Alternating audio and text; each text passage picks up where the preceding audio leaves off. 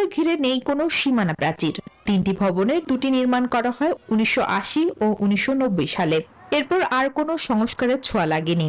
সামান্য বৃষ্টিতেই দুর্ভোগ বাড়ে কয়েক গুণ। ফুটো স্থান দিয়ে শ্রেণীকক্ষে পানি পড়ে ভিজে যায় শিক্ষার্থীদের পোশাক, বই, খাতা। জরাজীর্ণ ভবনে আতঙ্কের মধ্যে শিক্ষা কার্যক্রম চলছে ধামরাইয়ের বেলিশ্বর সরকারি প্রাথমিক বিদ্যালয়।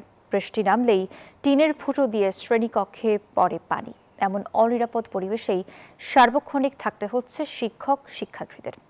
দ্রুত সংস্কারের মাধ্যমে শিক্ষার পরিবেশ নিশ্চিতের দাবি শিক্ষার্থী ও অভিভাবকদের।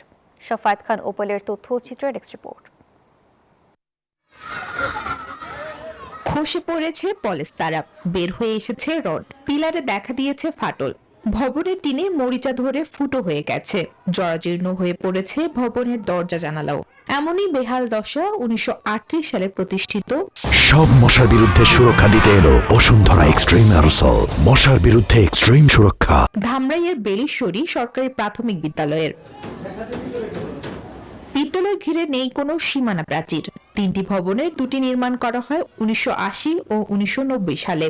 এরপর আর কোনো সংস্কারের ছোঁয়া লাগেনি। সামান্য বৃষ্টিতেই দুর্ভোগ বাড়ে কয়েক গুণ। ফুটো স্থান দিয়ে শ্রেণীকক্ষে পানি পড়ে ভিজে যায় শিক্ষার্থীদের পোশাক, বই, খাতা।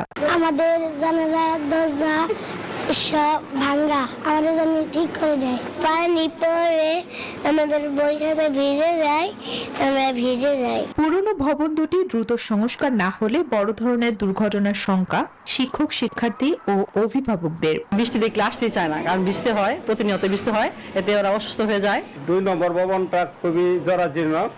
এখানে বৃষ্টি হলে বৃষ্টি পড়ে এবং কি চালগুলো ছিদ্র ছিদ্র, শিক্ষক এবং ছাত্রছাত্রীদের মুখে সূর্যের আলো লাগে। ব্যবস্থা গ্রহণের আশ্বাসেই সীমাবদ্ধ প্রাথমিক শিক্ষা বিভাগ। এই বছর থেকে পিডিপি 5 নতুন করে পূর্ণ উদ্যমে শুরু হচ্ছে।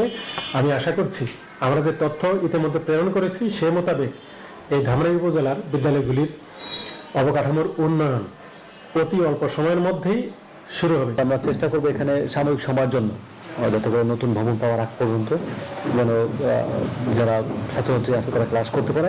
বর্তমানে বিদ্যালয়টিতে 271 জন শিক্ষার্থী ও 9 জন শিক্ষক রয়েছেন। Desk report, news 24।